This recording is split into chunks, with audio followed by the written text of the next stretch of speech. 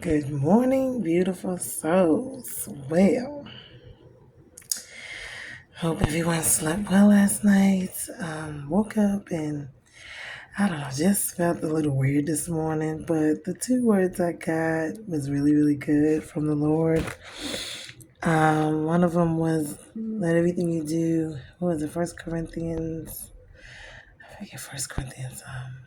Everything you eat, drink. What was it? I posted on my page, and then the other one was who's thinking about you, which kind of both, kind of. I'll get into it a little bit later because I have to go back, but that's what I was just meditating on. Anyway, want to continue on with the testimony. I think at this point, I've actually, my daughter came and got me and took me home. I was released from Marshall Pickens, which is the little mental place, after the attempted suicide. So I was released. And I had to work on getting my life back together and all the counseling and everything I had did inside of there. I thought I was prepared, but I mean, in actuality, I was, but I wasn't. So I get home, I'm in recovery mode. Slowly I'm just trying to pick up the pieces to my life back. And so then they're scheduling me also to have my surgery because I had been, trying to get that right. I think I had started back working for a hot second, but then I had to stop again because as soon as my iron levels were high enough, which was April. So this happened March. So April, I was scheduled to do the surgery, which was April 19th. The funny thing about this situation was, it was crazy again. So they scheduled me to have my to have my hysterectomy is what it is. It's called the laparoscopy. I had a myomyelectomy before. This was going to be the laparoscopy. So basically, they were going to take all of the tumors out and do a complete hysterectomy so that this time they wouldn't come back. So this is really outpatient surgery, but I had already had my stomach cut before in half, but they were going to cut it again in half, like a C-section, to do all of this work. So my niece went with me. It was during COVID, so of course I couldn't have a whole bunch of people in there. The surgery was really supposed to take like 2 hours max. I was supposed to go in at 11, check in, do all my labs, do everything. They do post and pre and post, whatever. So I went in, I checked in, I did everything. Everything was fine. So, but I don't know what happened, honey. Child, I didn't wake up in the recovery room till 9 o'clock that night. I got there at 11:30, so I was put to sleep. I don't know really what went on, but I know my niece said they told her to leave because there was complications during the surgery. So I'm in recovery. It's 9 o'clock. They're telling me I can't go home. They admitted me. Remember, it was supposed to be outpatient, so I was supposed to go and get it done, hour two, and leave. This surgery was a whole 8, 9 hours longer than it was originally supposed to be. So now I'm a little nervous. I'm in recovery, but I'm a little nervous because I really don't know what's going on. And then it's during COVID, and then they sent my niece home, so I'm just there by myself, really trying to figure out what is going on now. So next morning they come in the room and they tell me, X, Y, Z. And they were like, oh, well, want you to stay here, monitor you. We did have complications from the surgery. We want to monitor you for another day or so and see how this goes before we discharge you. So I'm like, okay. 2 days go by. They finally discharge me. I goes home. I get home.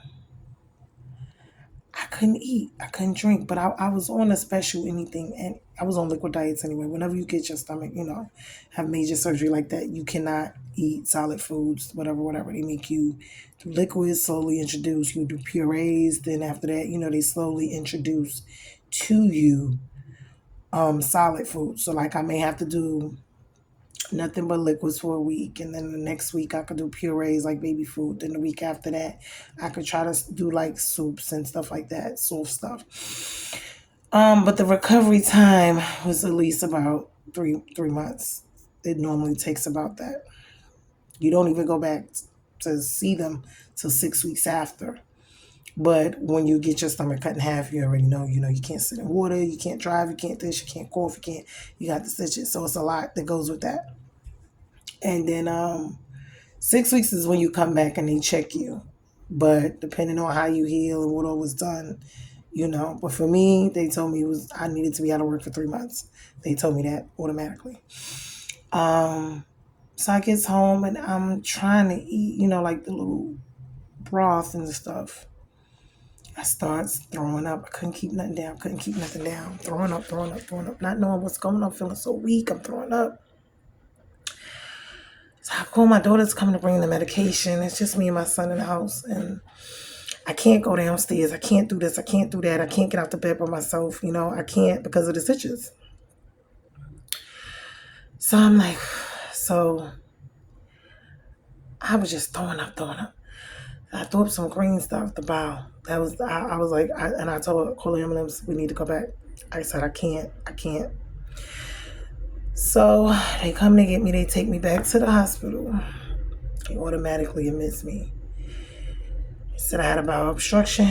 My bowels had collapsed during surgery. Whatever happened. But them people sent me home like that. So now I'm back in the hospital. Now they got to put tubes down my throat, nothing by mouth. Everything is fluids, catheters, all kind of stuff. So now I'm stuck in here and I'm just asking them like, well, when can I go home? And they're like, there's nothing we can do for you. We don't know when you're going to be able to go home until your bowels are able to function on their own. You can't go home. So there's no date. There's no exit dates. That's not good. So I'm sitting here like, oh, gee, what is this? I mean, I got the tube down my nose. That tube is terrible, I'm telling you. When you can't do nothing by mouth and they put that tube down your nose and everything is through your IVs, that is the worst. I'm going to tell you that. So now, mind you, I'm thinking about all this because a month before that, I was trying to leave there. Now I'm in here fighting for my life again.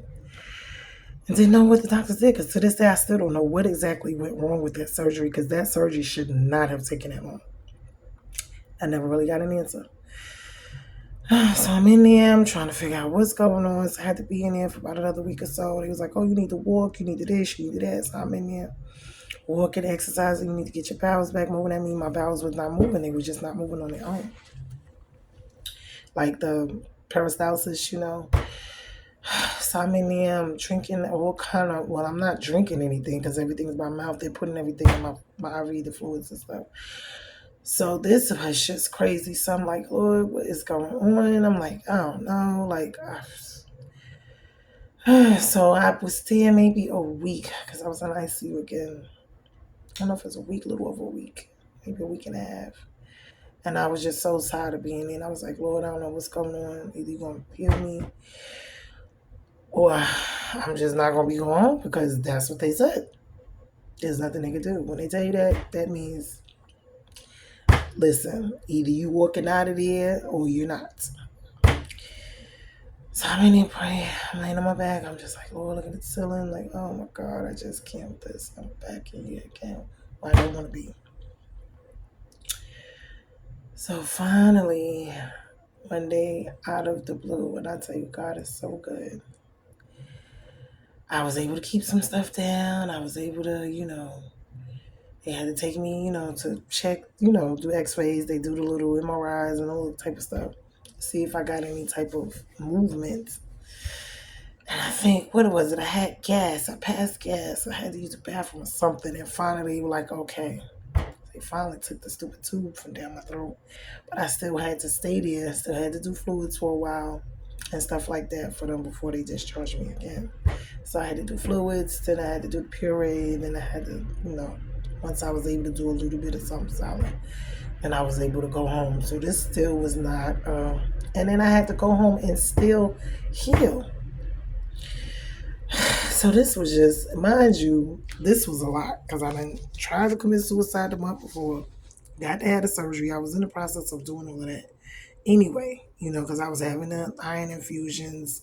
In between me, I was having the blood transfusions to prepare for the surgery, just to get me to that point, to where I could actually have it. So now it's time to go home. And I'm like, everything that's been going on, my head is in the whirl when I'm just spinning. I'm like, Lord, I just need your help because I don't know what else between the bills, the this, the that. It was just me and my son. Other kids is grown. They're going. Husband's not there. So recovery was something. And mind you, it's during COVID.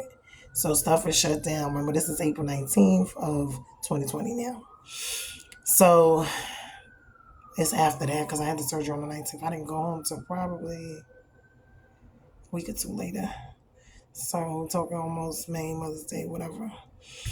But I'm still in recovery. I can't do anything till probably around June, July sometime. I'm just at home recovering, can't walk down the stairs, can't do this, can't do that, can't do that. So it was really a time for me because it was just me and my son. And I'll tell you, when you are by yourself and you are facing situations like this is when you really see and know who's there for you and who's not. And I'm gonna tell you, all the this, that, and the third, cars, house, money in the world, you are not thinking about that. The only thing I was thinking about was one, recovering. Why? Because bills need to be paid. I'm not working. It's just me and my son. He's going to school, but he still has to help take care of me for us helping, in the mornings he would come and help me use the bathroom or whatever, put a little bucket to the side for me to throw up or whatever I needed to do. Because it was hard for me to get up out of the bed by myself just to go to the bathroom. When you have your stomach completely cut in half and you have those stitches, it is hard for you to get up out the bed. And then the blood clot, they want you to get up. They want you to walk. But I couldn't go down the stairs. My bedroom was upstairs. But it was my bedroom, my bathroom, and my big closet upstairs. But either way it go, I couldn't go down the stairs. I couldn't grocery shop. I couldn't do anything. And these were the times when you would need people to step in and really help you. And these are the times, because my son couldn't drive. He was only, 15, 16 at the time. I'm glad I kept extra food in my house. I'm glad I had 2 deep freezers in my garage. I'm glad that we always had plenty of food in there, because if it wasn't for that, I don't know, plenty of tissue and toiletries, I don't know how we would have made it. Between the finances and then just being able to go pick stuff up. I remember twice I had to literally go downstairs and go to the store to pick up stuff. And I was not supposed to get in my car, drive, everything. It was not supposed to.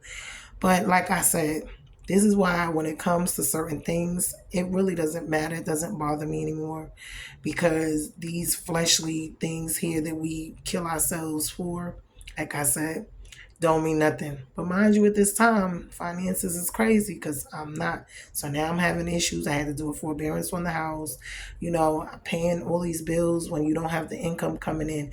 I always have some money saved. But when you're down for that amount of time, and I would tell people this is something, hint, hint, you're always supposed to have savings, and you're supposed to have enough savings to the point where if you were out of work for at least 6 months or whatever, that you are able to pay. I'm just going to let you know, because you never know what can happen at any given time in your life. And being that it was just me and my son, we had to make do.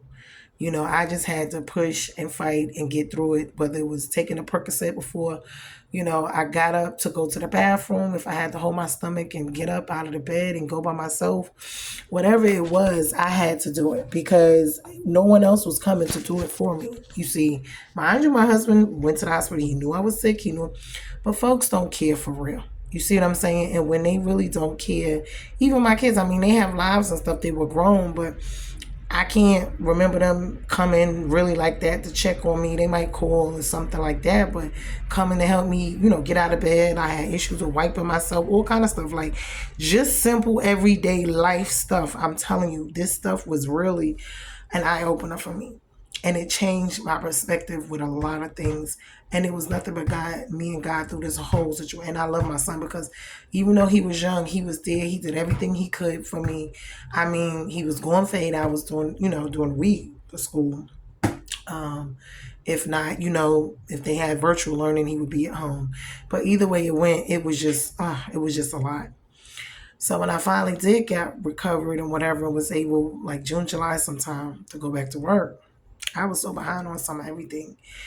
And I was reaching out to my husband to try to figure out what to do as far as, can we modify the loan? Can we refinance? Can we, even during that time, they were supposed to give us the homeowners, what you call it?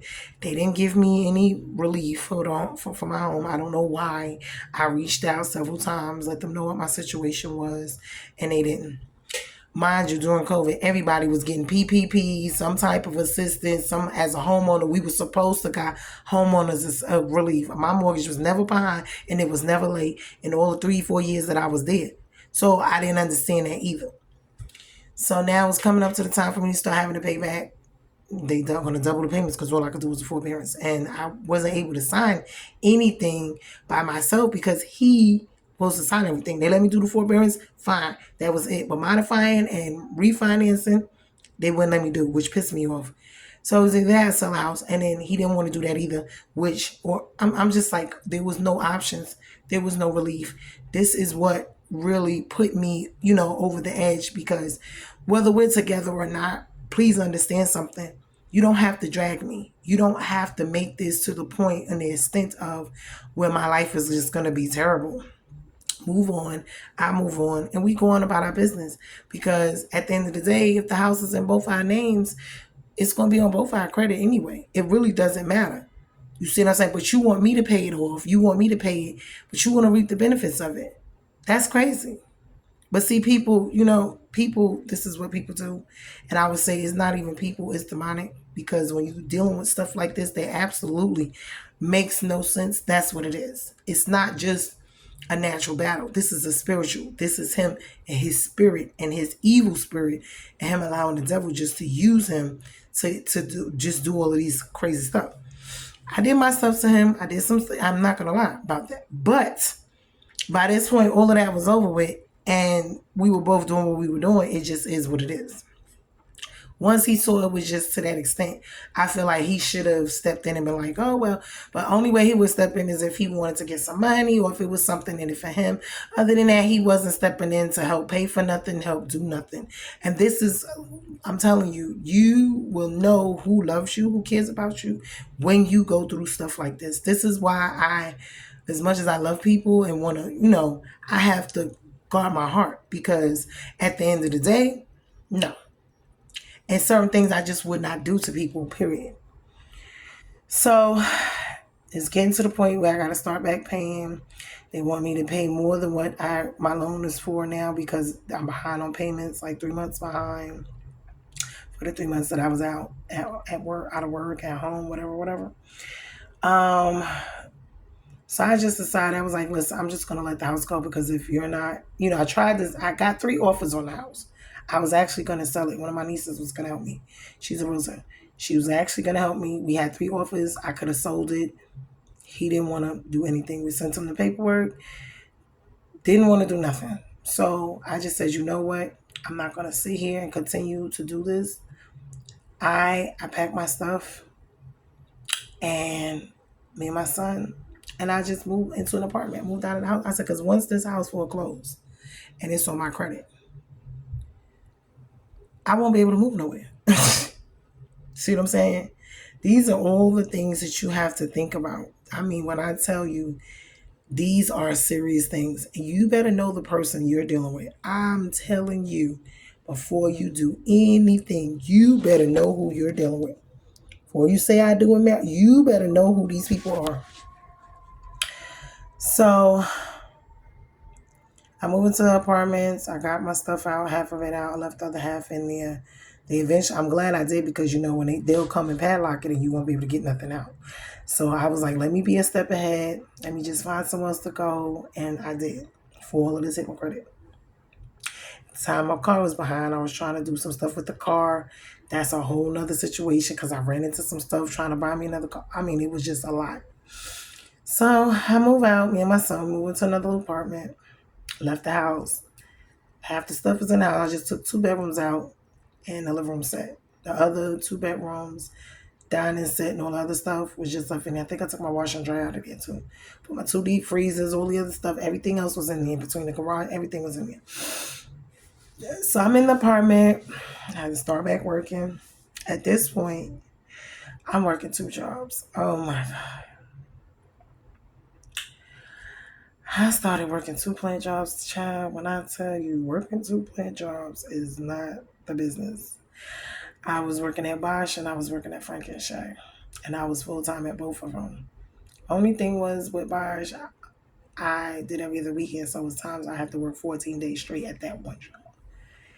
So I was getting like 3 hours of sleep, people. When I tell you, working in a plant, you are not sitting down. So I was working 3 to 11 at Bosch, and right across the street was Frank and Shay, and I was working a 12 to 8 there. So I would go home, take a shower, lay down, get an hour or two sleep, and go back. And that was what I did for a while until my body shut down again, and I could no longer do it. I started having all types of some of everything going on, like headaches, didn't know what was going on, issues with my pressure. Never had issues with pressure, but I think it was the stress. I think it was everything. And it's like, I was asking her, like, what is going on? Because things, even after everything was getting worse and worse from the, time I tried the suicide attempt, the surgery, it just seemed like everything was getting worse. Like, swoop, swoop, swoop. You would have thought it would have got better. No, sometimes things get worse before they get better. I'm just going to tell you, sometimes you got to lose before you win. So at this point, I moved out of the house. I'm in the apartment. I've been in there a while. Almost a year. It's coming up on my year being there. And I will either have to renew the lease, whatever. But being at the insurance, all of this stuff was just too much. And now I'm having these issues with my health again. Like I said, I was getting these headaches. I was at work at my first job at Bosch. I'm in there. I'm like, they called us to go to break. The bell, whoop. We get ready to go. I went to turn to get off the line.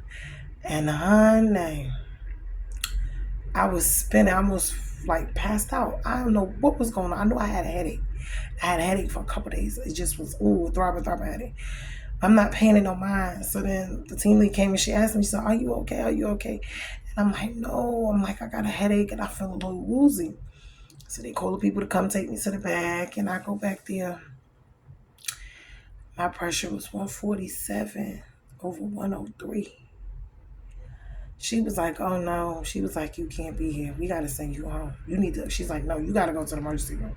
She said, not only that, but you can't drive. She's like, where's your car? Did you drive here? I said, yeah. She said, we cannot let you leave the premises without someone coming to get you. So now I got to call my daughter, my sons, had them come get me, come get my car, take me to the emergency room. Man.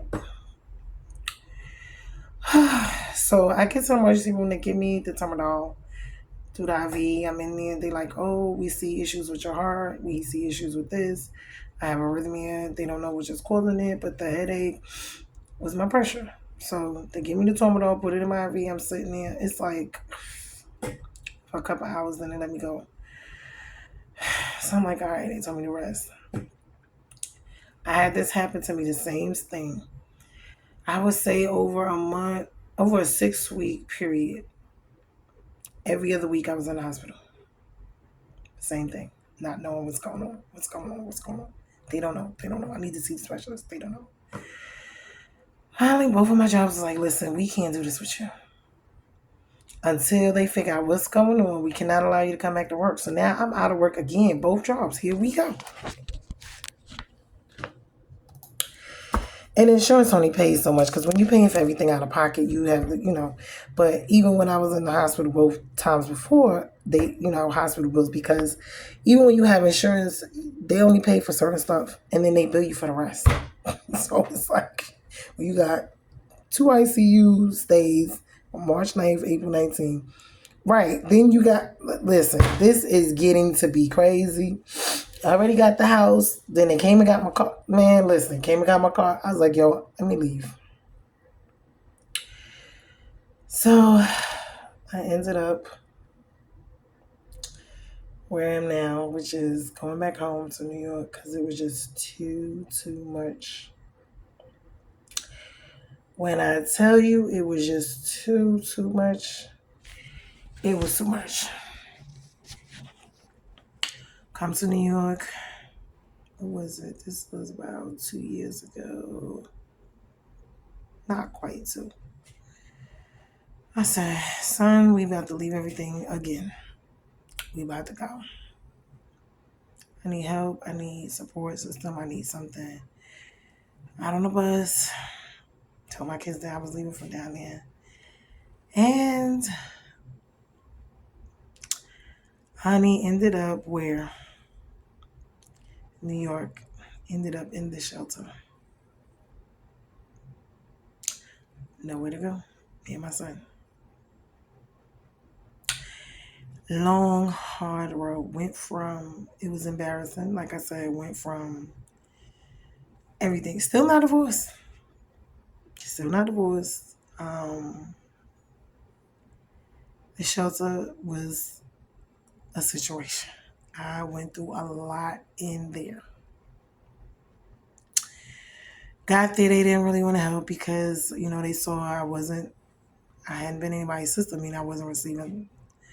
I hadn't received any type of, Medicaid or food stamps or whatever in like 9, 10 years. So they was like, and I'm like, well, then they figured out I was a homeowner, even though I wasn't in the home and, all this other stuff. So get there, goes through so much stuff that was just crazy.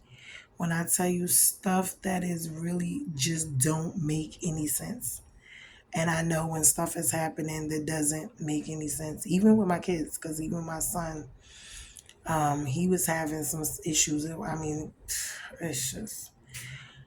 And so basically, went through all of that in the shelter with first month, they didn't want to give me anything. They wanted to deny me. Wanted to do this, wanted to do that. But I tell you, this world we live in is something. And like I said, when it comes to the people or the evil spirits who run it, child, we must understand these people do not care about nobody but themselves. And it's sad, but it's the truth. But through it all, I mean, a year and a half I was in there. Me and my son, I mean, they just gave me hell the whole time I was in there. When I say hell, with everything. Apartments, I don't qualify for nothing. I this, I that. I'm just like, y'all just, everybody else getting theirs. They doing what they doing. They ain't got the work. They ain't got the this. Child, don't be with me. With me so much. Baby and a half. Even just the people in there just didn't like me, just aggravated me, whatever little job, classes, whatever I was taking for security, whatever. Just, ooh, nasty, just don't want to. If you need something and you go down there and you ask them, attitude is what you're going to get. When it was me, I don't know about the people, but when it was attitude, honey, I was just like, what is wrong with these people? They just don't like me for no reason. Like, I ain't did nothing to nobody. I'm just in here trying to get my little life together. That is it. And these people giving me a hard way to go for no reason. I was like, ooh. So between going through all of that, finally, I thank God, February this year, I was able to move into my own place. So I just moved February of this year. into my own place after all of that. But I'm going to tell you, God has shown me so much and how good He is. And it's like I couldn't thank Him enough because throughout it all, He was there through it all. He helped me keep me my mind, He helped keep me my spirit, my mental, my emotional, my physical. He helped keep me because it is so easy to lose it. It is so easy to throw in the towel. I have wanted to plenty of time, but I'm like, what is that going to do? Even after I left, the mental place and all of that, I knew that I had to do something else better. And suicide was not the answer because it still didn't stop anything. It didn't fix anything. It didn't change anything. Not the way, the help, the support, the this, it didn't matter. I still didn't get any of it. Any appreciation, any thank you for anything I did. It didn't matter. I was going through stuff with the kids. I was going through, and to this day, it's still, and then to top it off, it's like I'm still not divorced and I want to be divorced so bad because it's like I want to be, I just don't want to be with him anymore. That's just that. Now, anything outside of that, I just don't feel like he's the person for me. I just don't. So I don't feel like he's the person for me. I don't feel like he's the one God sent to me. I feel like I made that decision, based off of other things. It wasn't God's will for me to do that, but I did it anyway, and I had to deal with it because it has cost me all of these years, but He is the restorer, and He said He will restore all of the years that I have, wasted my time. He will, all of my resources, all of my everything. He's going to restore what the cankerworm, the caterpillar, and the palmer worm taken from me. So the locusts, all of that, when they come and they eat up and, devour, because that's what the devil does, comes in to devour whatever it is you have going on in your life, whether it's your mental, physical, emotional, financial. When you see yourself not prospering and whatever you're doing is not working, like I said, those are demonic attacks. Those are not just natural things going on. And we must learn and understand that. They don't teach us that. And when you don't have the support, sometimes you just have to go through it and support yourself, uplift yourself. And when I say that, I mean, spiritually, you need to cry out to God. And I said, Lord, you took everything away. You gave it and then you took it. And maybe it's because He wasn't the right one. Maybe it's because we forget God when things is going well. Maybe it's because it was a lesson. Maybe it's because it was just for Him to, move me in a different direction. Whatever the case is, here I am. And although it's lost, I feel like it's lost for the greater good, for me to go off and do something better. Because sometimes God will tear everything you got down like Job. Because I promise you, I felt like Job in this situation. I felt like Joseph. I felt like David when he was on the run from Absalom and Saul. I felt like them because their lives was such in a shambles. Can't eat, can't sleep, can't.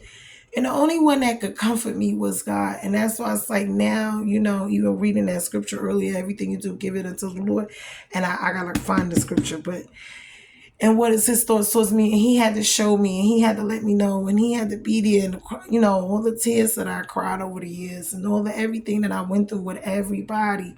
This, and I feel like I live my life, like I said, for my kids, for my husband, for my marriage, for other people, didn't really care about myself. Didn't really take care of myself. I was always last. I always put myself last.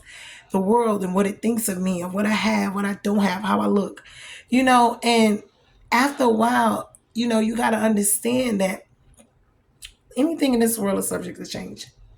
Everything in this world is temporary. You could be married one minute, divorced the next.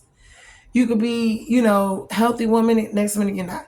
You could be everything's fine, the next one is not. Everything in this, there's no guarantees. Nothing here is a permanent thing. Only thing we know for certain is that we're going to leave here one day. We're going to be born and then we're going to leave. And I tell people the dash on that tombstone is the most important thing, because that is what matters. What you did with your life and your talents and everything while you were here. And because I lived my life and I lived it for the devil and whatever you want to call it all these years, and I was all in and all out for him, and I was at every party and every this and drunk all the time and fornicating and whatever the heck I was doing, everything was for the devil. Everything I did, I was worshiping the devil in all of me. So now that I'm with the Lord, I got to worship him with all of me. My heart, my mind, my money, my time, my everything. I have to, because he's been so good, even when I wasn't good to myself, when I didn't love myself, when others didn't love me. He loved me. He was there. He picked me up. He cleaned me up, cleaned my heart up. You know how much anger, bitterness I went through with this whole situation. And I pray for my husband, because I hope that God heals him. I hope that, and it's hard because it took me a long time to even get to this point to say that, because forgiveness is something. When you go through certain things, forgiveness is something. We're supposed to forgive everybody, our family, our friends, whoever wrong us, even our enemies, supposed to pray for them. But I'm going to tell you, that's a hard thing to do sometimes when you go through some stuff. But God's heart charges us. He tells you we're supposed to. And that takes cleansing of your heart. Matters of the heart, cleansing of your heart. Meaning God has to take that angerness, that bitterness out of you for these people. He has to heal your heart and heal you towards the people. Because even when he excels me and he puts me somewhere and does other things with my life, you know, you'll be amazed at who you see later on down the line. Them same people that mistreated you or whatever, you'll see them later. But how you gonna handle the situation? And that's vice versa. People you've done wrong. God can't give you power. He can't accelerate you if you're going to, you know, become the same people that, you know, you praying for. You got to be different. You got to, you know, and that's, it's a hard thing, and it's a daily thing, because you heal from the past. Then you got present stuff. But then you got to understand, as long as you're living, people going to hurt you. People going to do stuff, even in the future. Stuff that ain't even here yet. Stuff is going to happen. Life is going to be life in. Don't care who it is, where you are, what's going on. It's going to continue to life. So I'm just so point, Lord, I'm taking it day by day. I'm walking with you. I'm giving it to you. I want you to handle it for me, because I can't handle it on myself. So I give it to you because I need for you to handle it. I need for you to heal me. I need for you to change my way of thinking about things. You know, because your thoughts are not my thoughts. The ways of the world are not the ways that God has. No, everything in this world is total opposite from the spiritual realm and where he wants things, the way the kingdom is run. But we're supposed to bring the kingdom here. Why? Because your kingdom come, your will be done on earth as it is in heaven. That's what it's supposed to be. With the way we live here is supposed to be a reflection of the kingdom. It's supposed to be an extension. So we're not living the way. Why? Because these evil demons and these people that are, you know, the demons inside of them, govern the way we live here.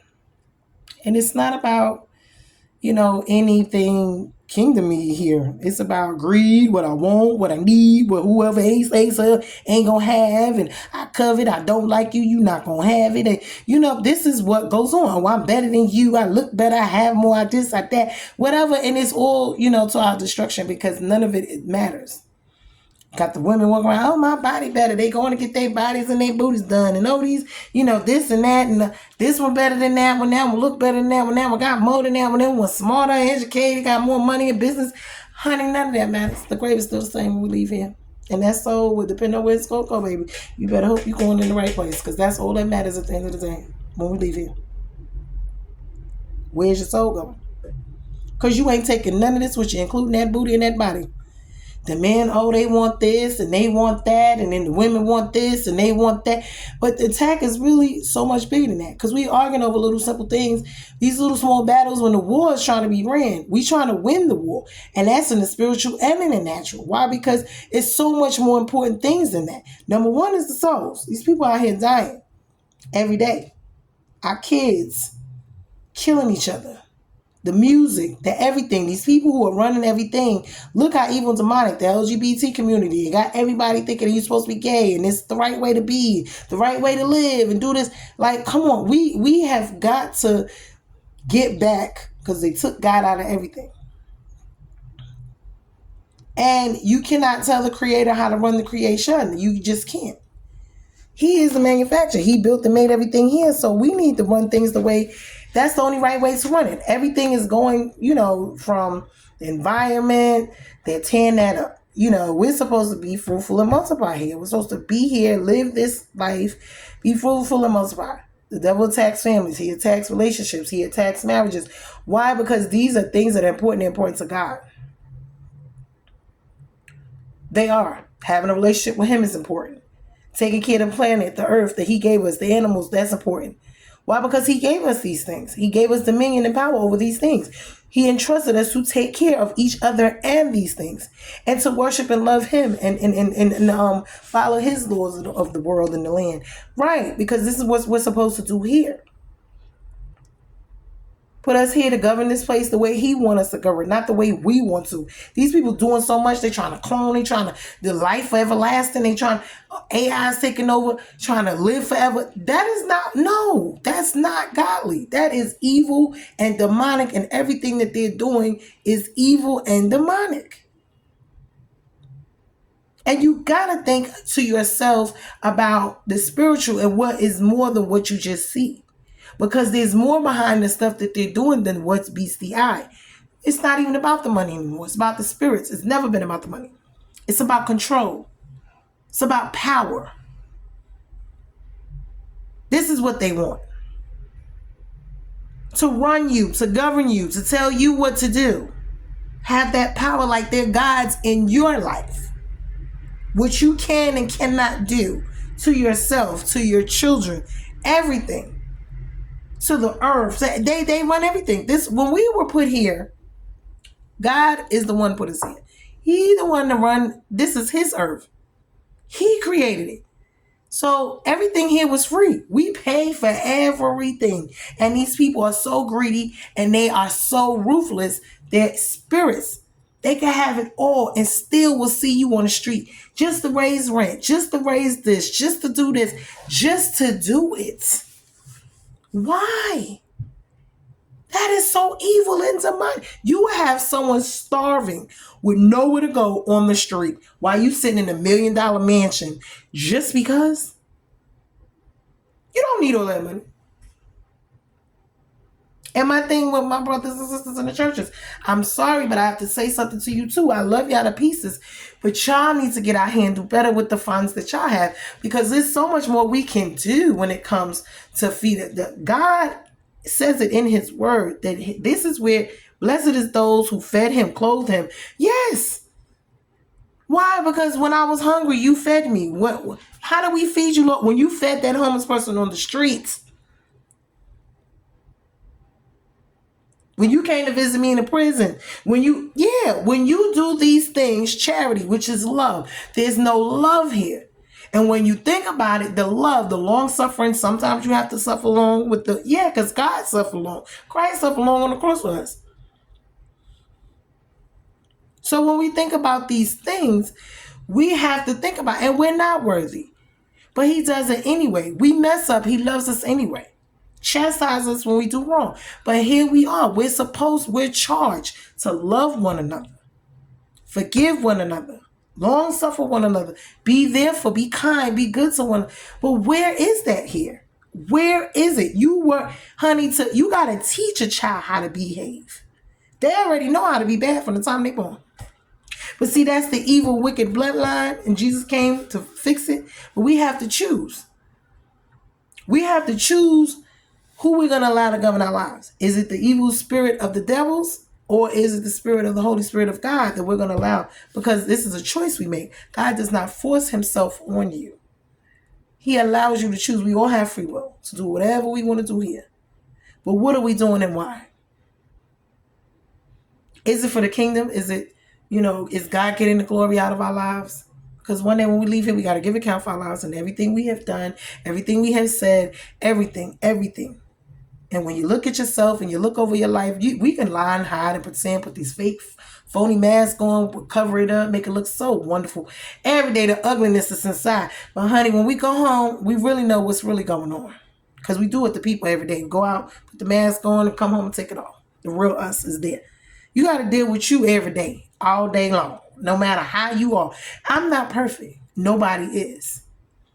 It's just the point of, are we going to try to live as Christ wants us to live? Put forth the effort. He said, those who seek after him, you come close to him, he'll come close to you.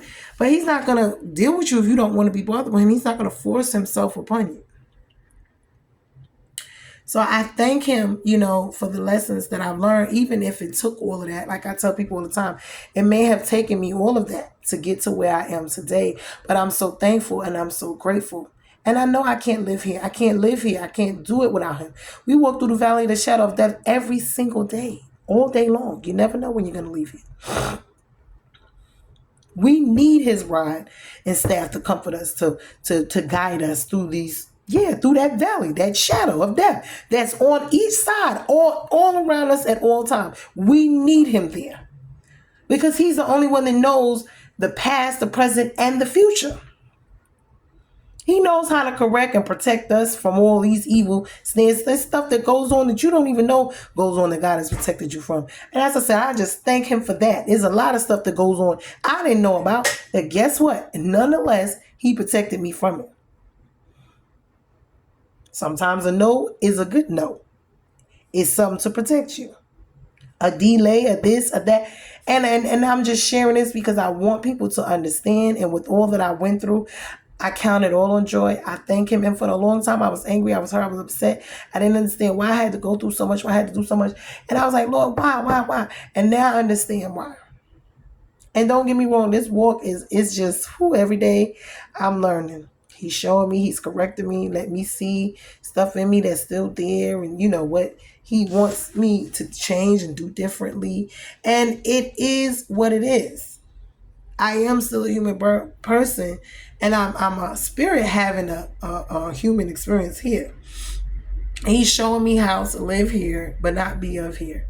So I would just encourage any and everyone, like I said, so now that I've gotten to the point where I am today, I did have a verse that I had wanted to share because my name is Tabitha, which was Dorcas in the Bible, and it means, I think, gazelle. But Tabitha was a good person. I know that she was in the book of Acts. I forget. I meant to look that up. And I remember she died. She used to go and feed the hungry and do all these things, these wonderful things, right? And when she died, the whole town, the city mourned her. And I forget, I don't know if it was Stephen and Timothy, it was one of them. And they were passing through the city and everyone was mourning her. And he went and he called her. He said, Tabitha, now rise. She was dead and gone. And she got up and she continued her work for the Lord. So I just want to encourage you and bless you because changes of names, God always changes folks' names once he changes them.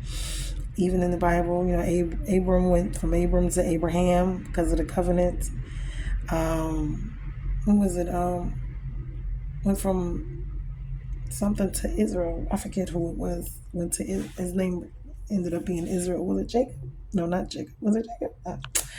Anyway, I read, honey, but yeah, I still got to get this remembrance down. But it comes back to me. He lets it come back to me.